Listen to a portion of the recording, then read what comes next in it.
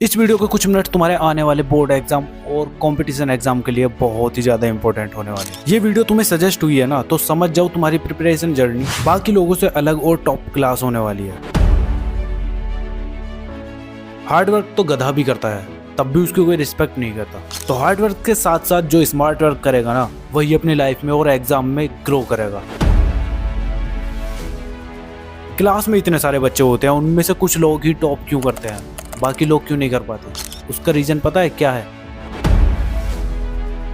So hi everyone, this is Mukul Bhardwaj और आज की वीडियो में हम बात कर रहे होंगे ऐसी कौन कौन सी चीजें हैं जो तुम्हारे लिए बहुत ज्यादा इंपॉर्टेंट होने वाली। तो यार ऐसे बड़ा भाई, इस वीडियो को बनाने का मेरा मोटिव क्या था, पहले वो समझो। तो रिसर्च ये कहती है कि सेल्फ कॉन्फिडेंस एंड मोटिवेशन का हमारी लाइफ में इंपॉर्टेंट रोल है। और एक शॉकिंग बात पता है क्या है?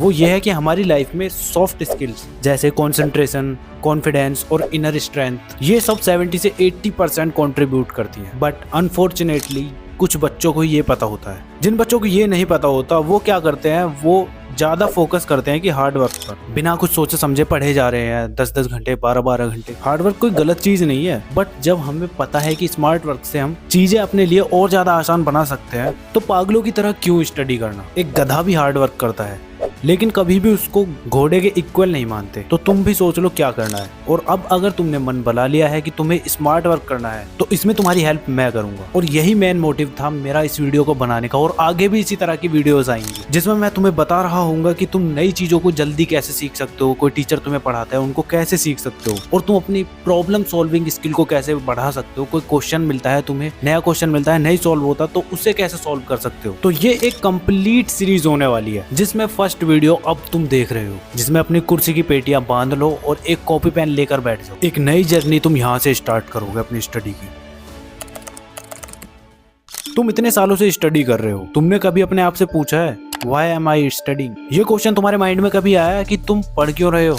नहीं आया तो फिर सोचो, ऐसी क्या चीज है जिसके लिए तुम पढ़ रहे हो? क्या तुम अच्छी परसेंटेज लाने के लिए पढ़ रहे हो, या फिर तुम अपने ड्रीम कॉलेज के लिए पढ़ रहे हो, या फिर तुम अपने पेरेंट्स को प्राउड फील कराने के लिए पढ़ रहे हो, या फिर तुम जॉब या बिजनेस करने के लिए पढ़ रहे हो? जिस चीज के लिए तुम पढ़ रहे हो ना, उसको तुम कमेंट सेक्शन में बता सकते हो। मैं भी तो देखूं किस लिए पढ़ रहे हो। रीजन तुम्हें फाइंड हो जाता है, तो उसके बाद तुम्हें अपना बिलीफ सिस्टम डेवलप करना है। अगर तुम ऐसे बच्चे हो जिसको अपने ऊपर बिल्कुल भी बिलीफ नहीं है, तो यार तुम्हारे 99.99% चांसेस है कि तुम अपनी लाइफ में ग्रो ही नहीं कर पाओगे। क्योंकि कोई भी तुम्हें अपनी बातों से मैनिपुलेट कर सकता है। किसी की भी बातों में तुम आकर अंडर कॉन्फिडेंट हो जाओगे और अपने ऊपर डाउट करने लगोगे कि हाँ, मेरे से ये काम हो पाएगा या नहीं हो पाएगा। बिलीफ सिस्टम के लिए तुम्हें एक पुरानी स्टोरी सुनाता हूँ। तो एक बार एक फ्रॉग्स का ग्रुप एक साथ ट्रेवल कर रहे थे। तो ट्रेवल करते करते वो एक गहरे गड्ढे में गिर जाते हैं। तभी सभी मेंढक इधर उधर देखते हैं कि अरे यार, ये तो गड्ढा कितना गहरा है, अब क्या करेंगे, अब तो हम इससे बाहर ही नहीं निकल सकते। तो वो सब मेंढक इतना सोच ही रहे थे। तभी उनमें से एक मेंढक सोचता है कि अगर मैं लॉन्ग जंप लगाऊंगा तो शायद मैं इस गड्ढे से बाहर निकल सकता हूँ। तो वो ऐसा ट्राई करता ही है। उसे देख के बाकी जो उसके ग्रुप वाले लोग थे ना, वो उसको बोलते हैं यार क्या कर रहा है, मर जाएगा, तेरे बस का नहीं है, ऐसा नहीं होगा, तू क्या, हम में से कोई भी इस गड्ढे से बाहर नहीं निकल सकता। ऐसा ही बहुत कुछ उसको नेगेटिव बोलते रहते हैं, लेकिन वो मेंढक ट्राई करता ही रहता है। और फिर ट्राई करते करते वो एक ऐसी लॉन्ग जंप मारता है जिससे कि वो गड्ढे से बाहर ही निकल जाता है। तभी सभी लोग उसे देख के हैरान हो जाते हैं कि यार तूने ये कैसे कर दिया, हमने तो तुझे इतना भला बुरा बोला था, क्या हमारी बातों का तुझ पर बिल्कुल भी इफेक्ट नहीं हुआ? तभी वो फ्रॉग बोलता है कि मैं तो डेफ हूँ, मैं तो बहरा हूँ, मुझे क्या सुनाई देगा। मुझे तो लग रहा था कि तुम मुझे एनकरेज कर रहे हो, सपोर्ट कर रहे हो पीछे से मुझे, और इसी वजह से मैं ये कर पाया। तो इस स्टोरी से तुम समझ सकते हो आज के टाइम पर इसी तरह के नेगेटिव लोग तुम्हारे पास आएंगे और तुम्हें नीचे खींचने का ट्राई करेंगे। नीचे खींचने से मतलब जैसे तुम किसी को भी बताओगे ना कि तुम बोर्ड एग्जाम में 95% लाना चाहते हो, या फिर तुम जेईई नीट एग्जाम क्लियर करना चाहते हो, तो वो लोग क्या बोलेंगे तुम्हें कि ये तो बहुत डिफिकल्ट है, कंपटीशन बहुत है, तुझसे तो बिल्कुल नहीं होने वाला। तो तब तुम्हें उस टाइम पर अपना डेफ मोड ऑन कर लेना है और ये नेगेटिविटी को सुनना ही नहीं है। जैसे उस फ्रॉग ने किया था, उसने उस चीज को पॉजिटिवली लिया। ऐसे ही तुम्हें बस अपने ऊपर सेल्फ बिलीव रखना है कि हाँ, मैं बोर्ड्स में 90% लेकर आऊंगा, और ये तुम कर सकते हो। मुझे पक्का भरोसा है तुम पे, तुम्हें भी होना चाहिए अपने आप पे। सेल्फ बिलीव के बाद आता है वेल डिफाइंड टारगेट। तो वेल डिफाइंड टारगेट तुम्हारे लिए क्यों जरूरी है? तो जब भी इसकी बात आती है ना, तो मुझे एक टॉपर बच्चे की रियल स्टोरी याद आती है, जो कि मुझे हमारे सर ने बताई थी। तो चलो तुम्हें भी बताता हूँ। तो वो टॉपर बच्चा जो था, वो एक छोटे गाँव से था। जब सर उसके गाँव में गए थे ना, तो उन्होंने देखा कि वहाँ पे बहुत ही ज़्यादा हालत ख़राब है। मतलब कंस्ट्रक्शन इस तरह का नहीं था, रोड बेकार थी, घर भी ऐसे कच्चे बने हुए थे। इस नज़ारे को देखकर लगता ही नहीं था कि इस एनवायरनमेंट में कोई इंस्पायर भी हो सकता है और अपने एग्जाम में टॉप भी कर सकता है। तो सर उससे मिले और उससे पूछा कि तुम्हारी सक्सेस का सीक्रेट क्या है बेटा। तो वो उनको अपने रूम में ले जाता है और अपने रूम की वॉल पर दिखाता है एक कंप्लीट चार्ट और बोलता है कि सर ये है मेरे सक्सेस का सीक्रेट। तभी सर ने देखा कि उस चार्ट में सभी चीजें लिखी हुई थी, वो क्या क्या पढ़ता है क्या नहीं, किस दिन उसको क्या करना था, स्टडी में सब कुछ उसमें लिखा हुआ था। तभी वो बोलता है कि सर जिस दिन मैं ये व्हाइट चार्ट लेकर आया था ना और मैंने अपने टारगेट्स को लिखना स्टार्ट किया, उसके बाद मुझे एक अलग ही लेवल का कॉन्फिडेंस और स्टडी में फोकस और कंसंट्रेशन बढ़ता ही चला गया और इससे ही मुझे मोटिवेशन मिला कि मैं एग्जाम में टॉप कर सकता हूँ। तो अब तुम देख सकते हो कि क्या क्या किया था उस टॉपर बच्चे ने। ये सबसे बेस्ट एग्जांपल है वेल डिफाइंड टारगेट का। उसको पता था कि उसे क्या क्या करना है, किस दिन करना है और कितना पढ़ना है, ये सब पता था उसको। तो तुम्हें पता है अपना वेल डिफाइंड टारगेट क्या है? नहीं पता होगा। अब इस वीडियो को देख रहे हो तो इसके बाद बना लेना, क्योंकि तुम्हें भी तो टॉप 1% में आना है ना, तो करना तो पड़ेगा ये सब। वेल डिफाइंड टारगेट के बाद आता है set clear and compiling goals. तो एक क्लियर गोल होने की वजह से तुम्हारा फोकस तुम्हारे काम में और बेहतर रिजल्ट ला के दे सकता है। तुम्हारे पास अगर कोई क्लियर और कंपाइलिंग गोल ही नहीं है तो फिर तुम्हारा कुछ नहीं हो सकता।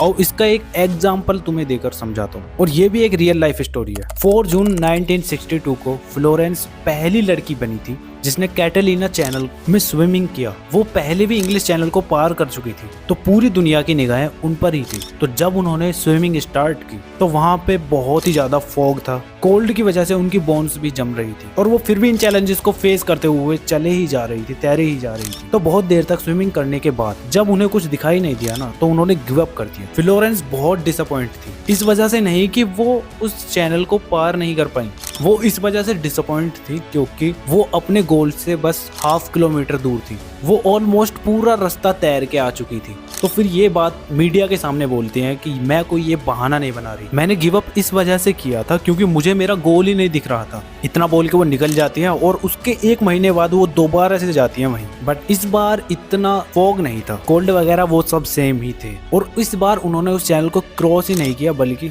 एक वर्ल्ड रिकॉर्ड भी बना दिया। जो उस चैनल को क्रॉस करने का मेंस रिकॉर्ड था ना, वो भी उन्होंने ब्रेक कर दिया था। तो फ्लोरेंस की तरह तुम भी अपने आप से पूछ सकते हो कि तुम्हारा गोल को अचीव करने के लिए क्या करना जरूरी है। इन सब चीजों को, जो तुम्हारे स्टडी गोल्स है ना, उनको लिखो और स्मॉल टारगेट्स में ब्रेक करके उन स्मॉल टारगेट्स को अच्छे से कंप्लीट करो। तो चलो मैं तुम्हें बताता हूँ तुम अपने गोल को कैसे अचीव करोगे। सबसे पहले तुम अपने गोल को लिखोगे, फिर अपनी प्रायोरिटीज को सेट करोगे, उसके बाद तुम अपने आप को चैलेंज दोगे कि हाँ इतने दिन में तुम इतने चैप्टर को निपटा दोगे, ठीक है। उसके बाद फिर तुम्हें कंसिस्टेंट रहना है, उस काम को तुम्हें करते जाना है। अब इस कंसिस्टेंसी में तुम्हें करना क्या है, उसमें तुम्हें करना है rewrite, revise, revisit and review. ये सब चीजों को तुम्हें बार बार दोहराते रहना है और मेरी गारंटी है तुम अपने बोर्ड एग्जाम को एकदम तगड़े तरीके से फोड़ रहे होगे। अब तुम्हें मैंने गोल्स को अचीव करने का तरीका तो बता दिया, अब तुम्हें अपने 95% लाने वाली जर्नी या फिर किसी कॉम्पिटिटिव एग्जाम को क्लियर करने वाली जर्नी के बीच के डेज में तुम्हें ऐसा क्या करना है जिससे कि तुम अपने गोल को इजीली अचीव कर पाओ। अब वो बताता हूँ। तो यार उसमें तुम्हें प्लान्स बनाने पड़ेंगे। अब प्लानिंग करना क्यों इंपॉर्टेंट है, तो बहुत सारे बच्चों के माइंड में ये क्वेश्चन आता होगा। तो मुझे एक बात बताओ, क्या तुम बगैर प्लानिंग के मूवी देखने जाते हो या कुछ जाने बिना ही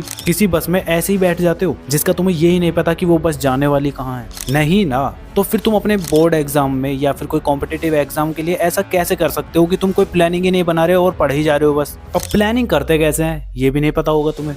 नहीं पता है तो यार मैं किस लिए हूँ, मैं बताता हूँ। तो प्लानिंग तुम करोगे डे वाइज, उसके बाद वीकली प्लानिंग करोगे, फिर मंथली प्लानिंग करोगे और फिर 6 मंथ के लिए और फिर पूरी ईयरली प्लानिंग। और इसमें मैं तुम्हारी हेल्प कर रहा हूँ। अगर तुम्हें नहीं पता चल रहा है कि तुम्हें कैसे अपना प्लान को रेडी करना है, किन चैप्टर्स को किस टाइम पर पढ़ना है, कौन से चैप्टर इजी है, कौन से हार्ड है, तो वो सब मैं तुम्हें बताऊंगा। टेंशन क्यों लेते हो, बस तुम्हें मेरे साथ बने रहना है। बाकी का काम तुम मुझ पर छोड़ दो, मैं बता दूंगा। बस जो जो मैं बताऊंगा उसको तुम्हें अच्छे से फॉलो करना है और अच्छे से बस स्टडी करते रहना है। ये नहीं है कि तुम फालतू के काम करो, मेरे बताने से कुछ नहीं होगा। मेरे बताने के बाद जब तुम उन चीजों को इम्प्लीमेंट करोगे ना, तभी कुछ होगा। तो 10th वालों के लिए तो इस चैनल पर मिलता ही रहेगा कंटेंट। बाकी तुम 11th 12th वाले हो तो फिर इस वाले चैनल पर चले जाना, ये तुम सीनियर्स के लिए है। वीडियोस थोड़ी कम है लेकिन अब से स्टार्ट होती रहेंगी रेगुलर, तुम्हें वीडियोस मिल जाएंगी। तो जाके इस चैनल को भी विजिट कर लेना, ठीक है। बाकी इस सीरीज की नेक्स्ट वीडियो तुम्हें मिलने वाली है कि नई चीजों को जल्द से जल्द कैसे सीखें। कोई टीचर तुम्हें कुछ पढ़ाता है ना, तो उस चीज को जल्दी से अडेप्ट कैसे करें। उसके बाद नेक्स्ट वीडियो मिलने वाली है मेमोरी पावर के ऊपर। ऐसे ही धीरे धीरे तुम्हें सारी वीडियोस मिलती चली जाएंगे और तुम देखना तुम्हें कितना ज्यादा फायदा होने वाला है इन चीजों से। ये छोटे छोटे चेंजेस स्टडीज ही तुम्हारी लाइफ को बहुत ही ज्यादा ग्रो कराने वाले हैं। बाकी वीडियो में अभी तक बने हुए हो तो वेल डन।